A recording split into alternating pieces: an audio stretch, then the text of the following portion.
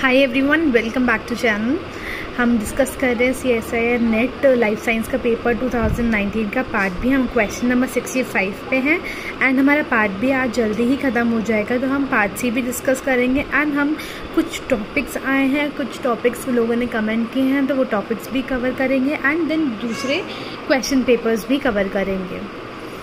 So moving on to question number 65, to test the impact of cyclic AMP on protein kinase, a conformation in the cell, an investigator made FRET biosensor by fusing two of the fluorescent protein at N and C terminus of the protein kinase A. In the absence of the cyclic AMP in the cellular milieu, no FRET signal was found. तो ये आपके लिए important है। क्या है इसमें? जब हमारा साइक्लिक AMP नहीं था तो no FRET signal was detected. Upon the cyclic AMP addition, strong emission of 530 nanometer was observed. So what could be the best confirmation of the fluoropores that were used by the investigator? So basically पहली चीज़, what is FRET technology? Freight technology क्या होती है? जो radiation less transmission होता है ना energy का, from donor molecule to acceptor molecule. तो इसमें क्या होता है कि डोनर मॉलिक्यूल जो होता है वो ड्राई या फिर क्रोमोफोर होता है, जो इनिशियली एब्जॉर्ब करता है एनर्जी को, एंड एक्सेप्टर एनर्जी एब्जॉर्ब करता है, देन इमिशन करता है वो एनर्जी को at the different wavelength. And उसके पास एक होता है एक्सेप्टर मॉलिक्यूल। एक्सेप्टर मॉलिक्यूल क्या करता है कि पहले वाले जो डोनर होता है उसकी एमिशन एनर्जी को एब्जॉर्ब करता है एंड देन उसकी एनर्जी को ट्रांसफ़र करता है दूसरे ही वेवलेंथ पे। तो क्या है, अब हमें फाइंड आउट करना है। हमें ये पता है कि हमारी एमिशन जो फाइनल हुई है दैट इज़ 530 नैनोमीटर की है। तो हमें ये फाइंड आउट करना है ये कौन सा ही क्रोमोफोर फ्लोरोफोर यूज़ किया है। तो ये क्वेश्चन जो है तो इसमें आपको ना डायरेक्टली बस पता होना चाहिए कि ये जो फ्लोरेसेंट प्रोटीन्स हैं कौन सा किस नैनोमीटर किस वेवलेंथ पे एब्जॉर्ब कर रहा है और इमिशन कर रहा है। तो जैसे मैं आपको बताती हूँ, पहला कॉम्बिनेशन है ग्रीन फ्लोरेसेंट प्रोटीन NRFP का।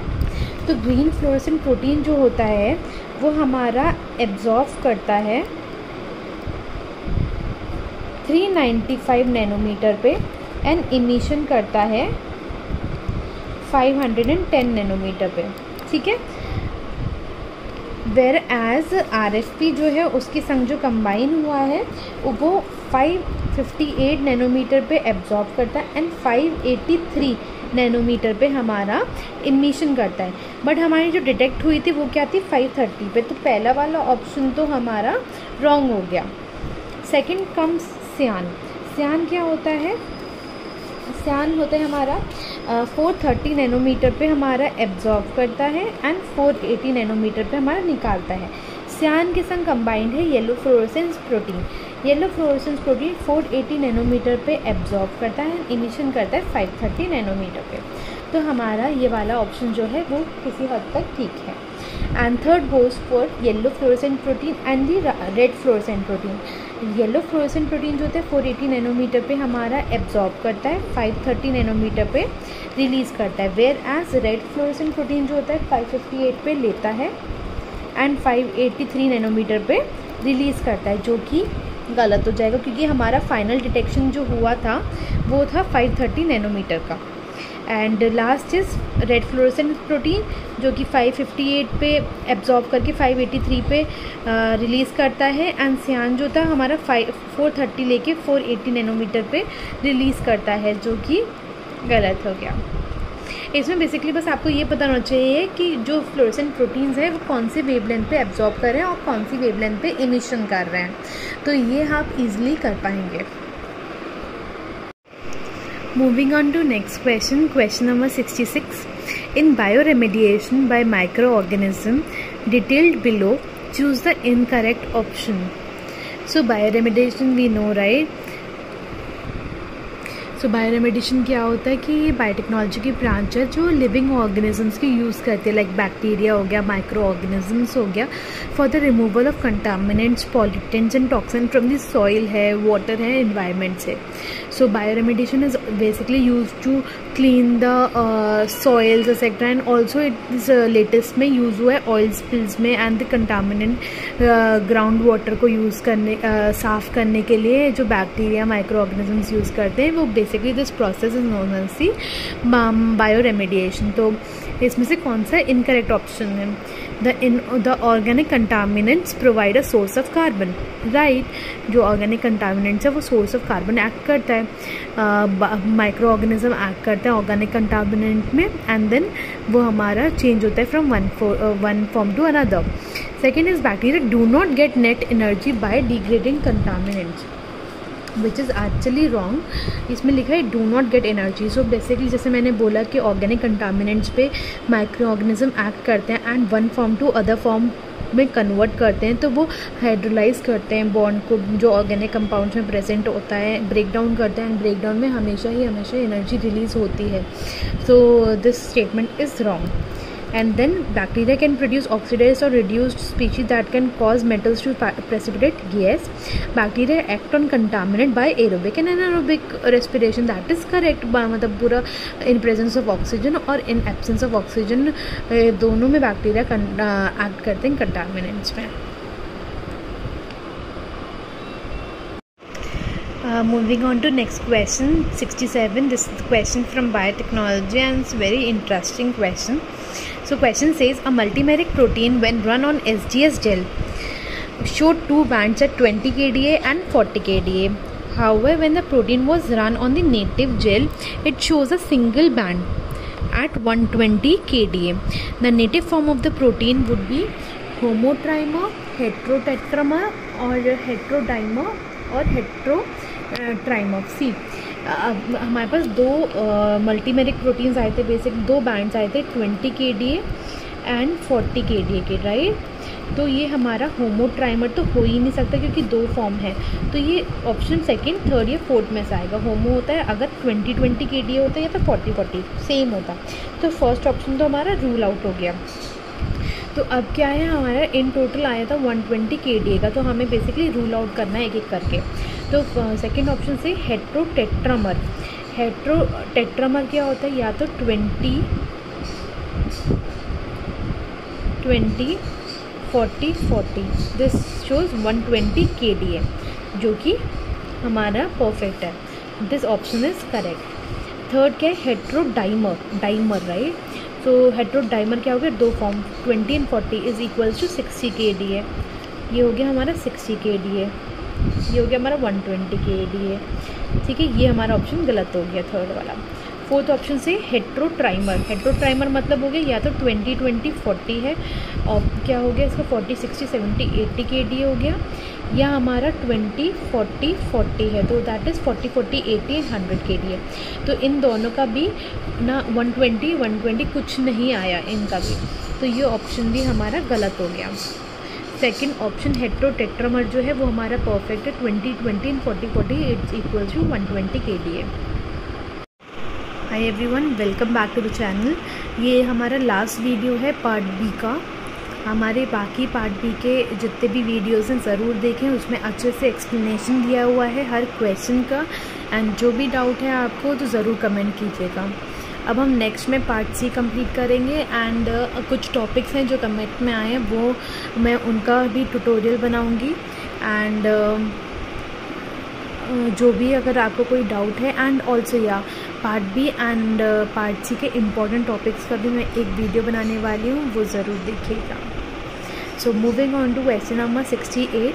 A solution contain NaDH and Na+, both at 0.1 millimolar concentration. तो सॉल्यूशन में दो चीज़ें हैं, NaDH है और Na+ है।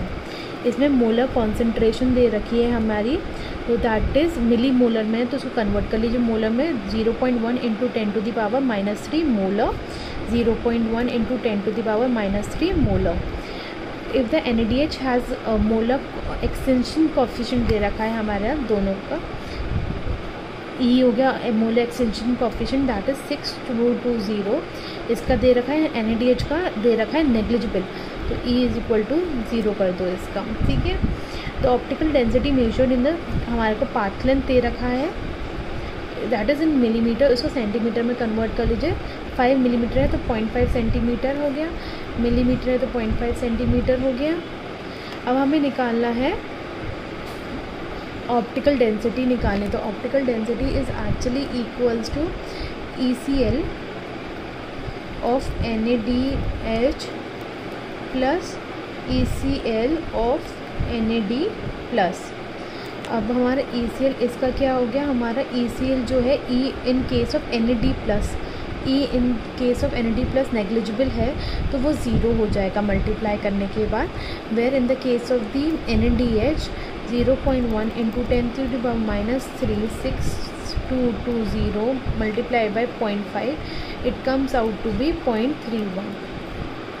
ये हमारा नेग्लिजिबल था, इसका मोलर एक्सटेंशन कोफिशिएंट तो हमारा पूरा जो है मल्टीप्लाई हो गया वो ज़ीरो हो गया। तो option 3 is correct. Moving on to next question, question number 69। Orientation of a clone DNA fragment, that is a gene, in a plasmid vector can be checked by, सो अगर हमारा जीन फ्रेगमेंट है plasmid vector में तो उसका जो orientation होगा कि right की साइड है या फिर लेफ़्ट की साइड है वो कैसे हम पता कर सकते हैं। मैं बताती हूँ। जैसे मान लीजिए मेरा एक ओरिएंटेशन है ये, एक ओरिएंटेशन है ये, ठीक है। इस ओरिएंटेशन को मैं कहती हूँ ए, इसको कहती हूँ बी। ये हमारा जीन है जो कि एक प्लाज्मिड वेक्टर में है। ये रहा प्लाज्मिड वेक्टर मेरा, इस केस में भी प्लाज्मिड वेक्टर मेरा ये रहा, ठीक है। अब मेरा एक प्राइमर यहाँ पे, इसका अगर मुझे ओरिएंटेशन फाइंड आउट करना है कि ऐसे है या फिर ऐसे, तो मैं क्या करूँगी, इसका 2 प्राइमर्स बनाऊँगी। जो एक प्राइमर होगा मेरे इस जीन के स्पेसिफिक होगा। मान लीजिए वो प्राइमर मेरा जाके यहाँ पे लगा तो वो यहाँ पे हमारा DNA एक्सटेंड करेगा। और एक प्राइमर मैंने बनाया हमारे वेक्टर के, तो मान लीजिए यहाँ पे लगा वो प्राइमर। तो जब हमारा DNA DNA फॉर्म होगा प्राइमर से, जब हमारा PCR होगा तो हमारा एक ये DNA फ्रेगमेंट बनेगा जो इस लेंथ का होगा, ठीक है। एंड दूसरा क्या है, अगर हमारे यहाँ पे प्राइमर हुआ स्पेसिफिक, ठीक है, एंड मान लीजिए हमारा यहाँ पे ही दूसरा प्राइमर लगा जो हमारे वेक्टर स्पेसिफिक है, तो वो इस लेंथ का हमारा DNA फ्रेगमेंट आएगा। तो ओरिएंटेशन जो है हमारा लेफ़्ट की तरफ है या फिर राइट की तरफ है जीन का, वो हमें बेसिकली पता चलता है कि DNA लेंथ जो बनी है वो कौन सी लेंथ की है, DNA जो एम्पलीफाई हुआ है वो कौन सी लेंथ का हुआ है, ठीक है। इससे ही हम पता लगा सकते हैं। तो हम क्या करेंगे, एक जीन के लिए प्राइमर बनाएंगे, एक वेक्टर के लिए प्राइमर बनाएंगे। So what option says, first option is primer PCR using 2 gene specific primers. अगर जीन स्पेसिफिक बनाएंगे तो ओरिएंटेशन कैसे पता चलेगा लेफ्ट है या राइट है, क्योंकि जीन तो हमारी छोटी सी होती है, right. Restriction digestion with an enzyme that has a single restriction site within the cloned gene and none in the vector. तो उससे हमारा ओरिएंटेशन नहीं पता चलेगा, रिस्ट्रिक्शन डाइजेशन हो जाएगा एंड जीन्स के 2 पार्ट हो जाएंगे। That will lead to 1 single strand of DNA containing vector plus gene. उससे हमारा ओरिएंटेशन नहीं पता चल पाएगा। Third says PCR using a combination of 1 gene specific primer and 1 vector specific primer. So that is correct. Fourth is restriction digestion with an enzyme that has 2 restriction site within the vector sequence and none in the cloned gene. तो जैसे कि मैंने आपको बताया, अगर restriction digestion करते हैं तो उससे ओरिएंटेशन नहीं पता चलता है। The emission maximum of tryptophan fluorescence in a protein is 335 nanometer.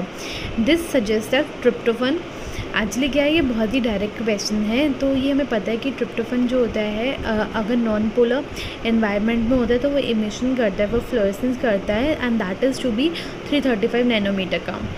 तो वो डायरेक्टली, ये बहुत ही डायरेक्ट क्वेश्चन है, इसमें कुछ नहीं करना है। आपको ये पता है नॉन पोलर है, ये हाइड्रोफोबिक एनवायरनमेंट में है, तभी ये 335 नैनोमीटर पे इमिशन करेगा।